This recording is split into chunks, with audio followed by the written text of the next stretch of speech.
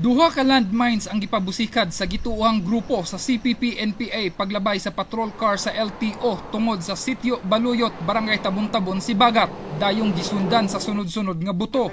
Daghan sila oy. Daghan mga itom sila sa nina.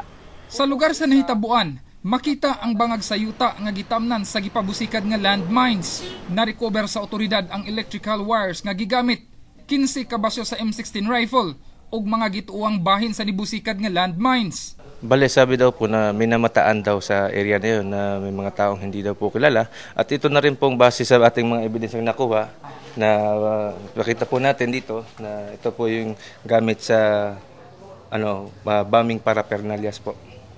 Tadtad sa igo ang signpost og pipila sa mga gagmayng punuan sa palkata ang nangabali. Timaan sa grabing pagpaulan sa armadong grupo og maswerte nga nakaluwas ang duha ka pasahero sa patrol car sa LTO. Walay samad ang mga sakay nga sila Ismael Baratas, team leader, ug Almazan Rumama, driver sa LTO patrol car is HS279. Nakaparada karon sa LTO Regional Office ang girakrakan nga patrol car. Sa pagkakaron, nagdumili pa nga muhatag sa pahayag ang LTO o gipaabot pa ang incident report nga isumite sa duha ka sakop. Rog Kultura, Patrol sa Caraga.